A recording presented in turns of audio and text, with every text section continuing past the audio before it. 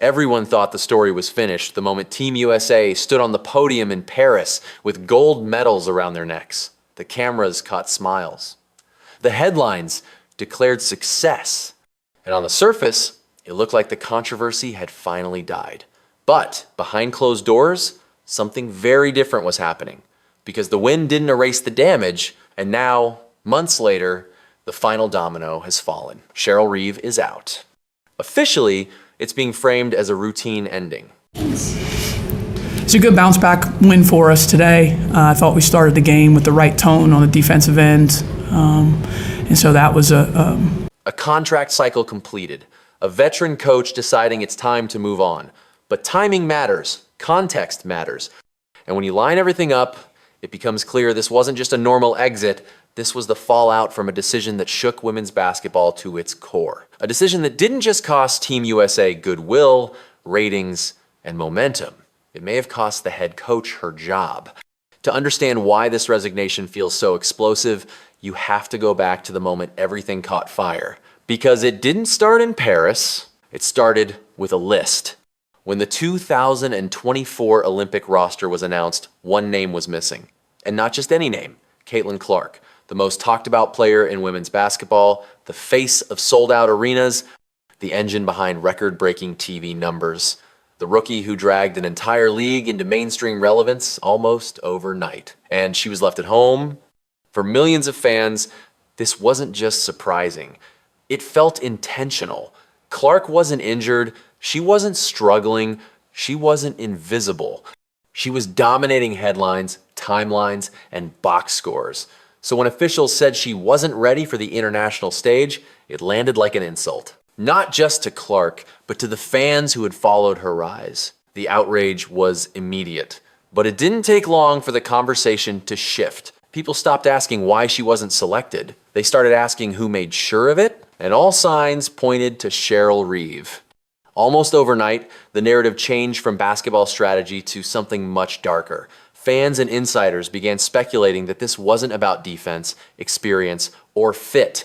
It was about control, about gatekeeping, about an old guard that didn't like how fast the spotlight had moved. The idea took hold that Clark hadn't paid her dues, that she hadn't earned the right to be bigger than the system. And instead of embracing the moment, leadership chose to resist it.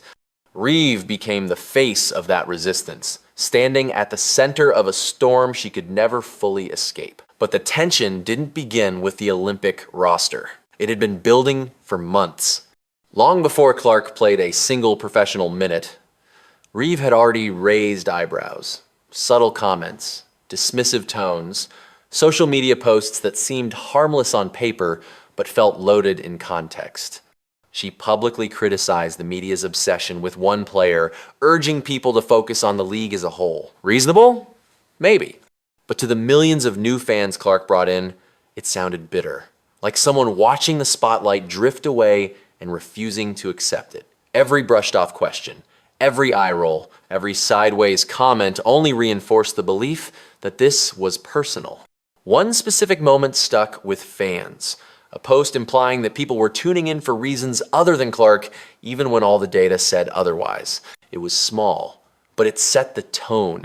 It created an us versus them dynamic that never went away. Then the numbers entered the conversation. And that's when things became impossible to defend. The WNBA was enjoying its most successful season ever. Ratings up, attendance exploding, merchandise flying off shelves, and nearly every metric pointed to the same source, the Clark effect. But the Olympic numbers told a different story. Yes, Team USA won gold, but viewership underperformed compared to expectations. Analysts called it a missed opportunity bordering on self-sabotage. The biggest stage in global sports came and went without the most famous player in the game. Behind the scenes, frustration reportedly grew. Networks had banked on Clark driving historic engagement. Instead, they got fine. Winning mattered, but business mattered too. And suddenly, the argument that this was purely about basketball started to crumble. Fans began dissecting the actual games, and what they saw only made things worse. Team USA struggled with spacing, playmaking stalled, the offense bogged down into isolation sets. During tight moments, especially in the close matchup against France, the weaknesses were obvious. Social media lit up with the same comment over and over. You know who would fix this? Every turnover, every empty possession, every forced shot was viewed through the lens of the missing roster spot. The player who wasn't there became louder than the players who were. And when reporters started asking the hard questions, the situation escalated fast. Instead of diffusing the tension, Reeve pushed back. She denied any personal issues, called the reports fiction, said she was taking bullets for the organization. It was meant to be defiant. Instead, it made her the lightning rod. By positioning herself as the shield, she also made herself the target. Every press conference became a battleground. Fans weren't listening anymore, they were reacting. The controversy turned toxic, and no amount of winning could drown it out. What made it worse was that the frustration wasn't limited to fans. Inside the basketball world, quiet conversations were happening. Agents, sponsors, marketing executives, people who understood the bigger picture, they all knew the same thing. The Olympics weren't just about medals. They were about growth, about global reach, about moments that turned players into icons. And that opportunity was gone. Imagine Clark pulling up from the logo in Paris. Imagine the viral clips, the international jersey sales, the next generation of fans discovering the sport through her highlights. That window closed. And in professional sports, lost money speaks louder than lost games. As the WNBA season unfolded, the contrast became impossible to ignore. Every Indiana Fever game felt like an event.